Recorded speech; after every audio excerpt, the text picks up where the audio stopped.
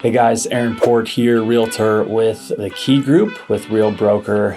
Just wanted to check in with you guys. This week we're talking about under contract. Now what happens, right? We've got a contract accepted. Now let's dive into the nitty gritty and what to expect along the way from getting that house under contract to the closing table.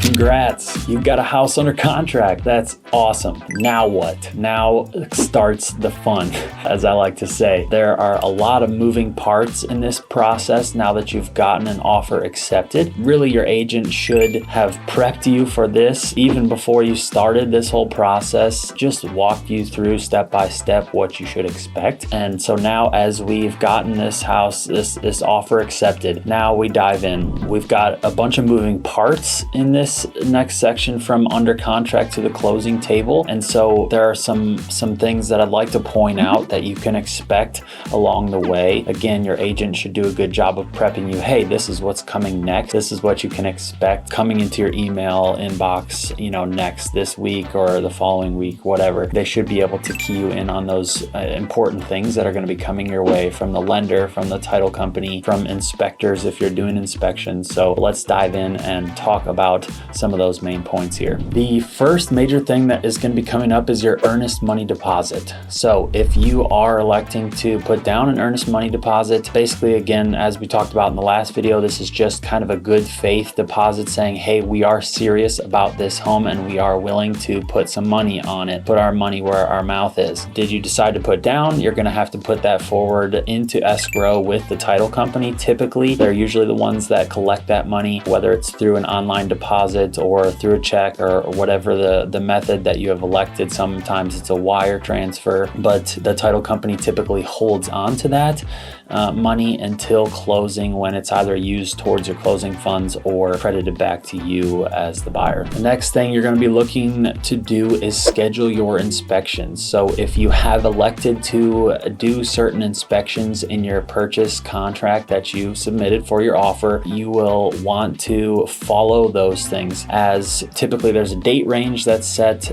You have anywhere from usually 7 to typically like 2 weeks to complete the inspections that you've elected to do. Your agent should be able to provide you with some reputable inspecting companies in the area that they've worked with, that they have experience with, who do a great job. Typically, you can expect to pay anywhere from $400 to upwards of $1,000, depending on the inspection company and how detailed they go. Next thing you can be looking for are documents from the lender and from the title company. If you're using a loan, you will be looking for those docs. You're going to have the actual loan application. You will make formal application that kind of gets the ball rolling on the lending side of things. They are going to, pull all of your required financial documents, your W-2s, all that stuff. They're going to pull all that together with the formal application for the loan, and then they're going to start processing that. They're going to look into, okay, where's all this money coming from? Are there trails that we can track for all this money so that we know you didn't just get some huge lump sum or found a bag of money on the street and are using that to purchase this house but can't actually make the payments down the line? That's really what the bank or a lending institution is looking for. So just be sure that you are watching out for those documents coming from them, because that will get the process rolling. All right, so as you are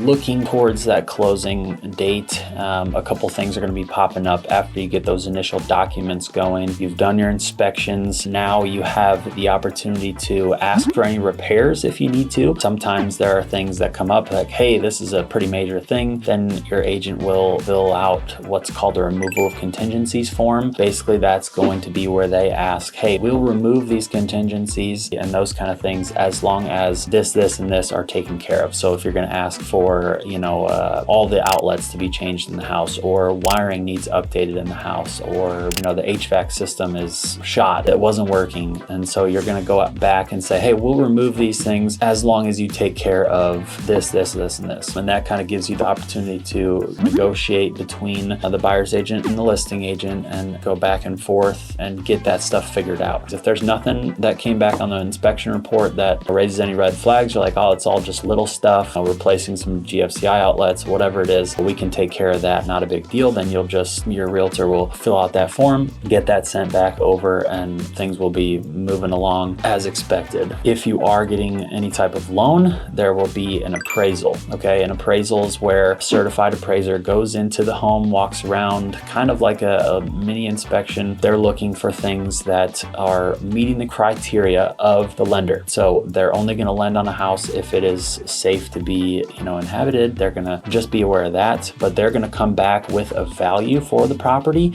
And that's super important because say you offered $150,000, a house that was listed at $140,000, that appraisal comes back at $150,000. Great. You're in the clear. The appraisal will be marked as is, and you can move forward with the purchase. Now, if the appraisal does come back, let's say at $140,000 and you had originally offered $150,000 on that house, now we have a difference of $10,000 that needs to be addressed. Either, that listing price needs to be lowered. Maybe you come to an agreement where you'll put in $5,000 more dollars and the seller will drop the price $5,000 and you'll meet in the middle at $145,000, whatever it is.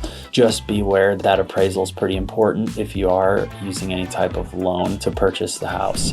One of the last things that will be coming up is the survey, right? So the survey is done by the title company. Typically they're going in, they are kind of marking the property lines. Okay, are there any type of encroachments, those kind of things? Maybe a neighbor's garage is on your property or your garage is on a neighbor's property. Then they'll look, okay, do we have any right-of-way or easements or things that have been written in the property that maybe a long time ago, the neighbor's garage has been there for 30 years and they have an easement for it. That's why they do the survey, the property survey, to make sure that all those things are kind of ironed out before you get to the closing and before you sign, right? And there may be some other things that pop up throughout this process from getting under contract to the closing table. If at any point, you do have questions, just ask your agent. Don't just sit there and be like, well, I don't know, the agent hasn't told me. Ask them. They should be able to get you answers pretty quickly. Right before closing, they're going to give you all the information to the utilities currently used at the house that you're purchasing. That way you can make those calls, get all those transferred over to start on the day that you are taking possession of the house. So if you're taking possession on March 1st, you're going to want to call all those utility companies, whether it be water, sewer, trash, those kind of things, even the internet providers. You're going to call and set up services to start on March 1st. Typically, you can ask the seller to give a day grace period,